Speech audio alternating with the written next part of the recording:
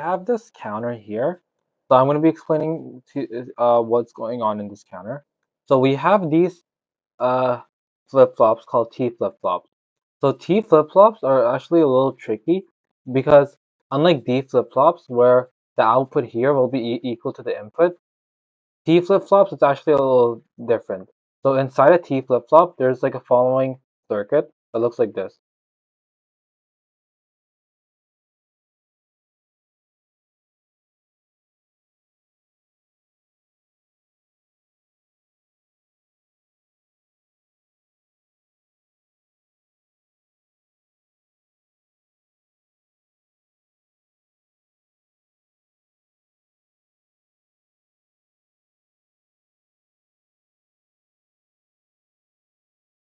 Okay, so it's pretty much uh the value of the output of a T flip-flop, it's pretty much going to be equal to, so pretty much the value will be here. Like, so, wait, whoops.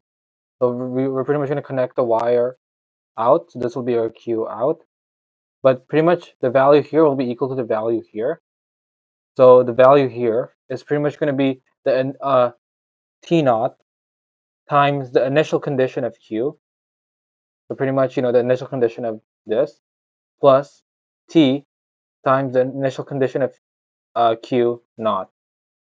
Okay, so that's pretty much what's going on inside all of these T flip-flops.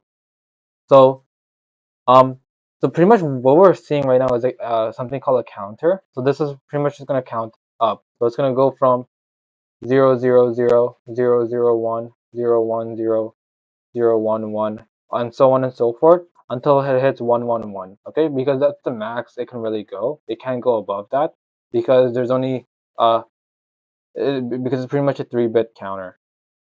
So let's say let initial condition for everything be 0. Let initial condition be 0. What is Q? Q 0, Q1, and Q2. Okay, so this is what we're gonna do. So we have this 1 enter the T flip-flop, okay? So to find QO will pretty much be equal to the 1 that's entering the T flip-flop times the initial condition of Q, and we're saying the initial condition for everything is going to be 0, plus T times QI initial, not. So T is 1, so that means, so 1 knotted is 0, so this whole thing is gone. So again, T is 1, QI is 0, but so not of that will just be 1. So that means this is going to display 1. Now, we see here, so this was assuming that the clock was at its rising edge, so when clock was 1. But we see here that the output here is pretty much going to be the knot of this output. So there will be, so when this is 1, this will be 0. So that means there's a clock is 0 in here. That means there will be no transfer when T goes into here because clock needs to be 1 for the transfer. So Q1 is just actually going to display out the initial condition of Q, which was 0. So this is going to actually spit out 0. Now, since the output here is 0, the output here is actually just 1.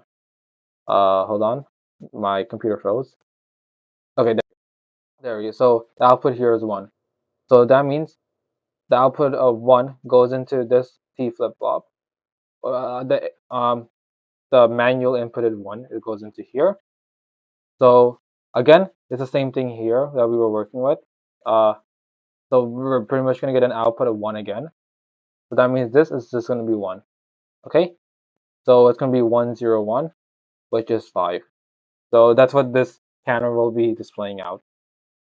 So this is Q0, Q1, and Q2.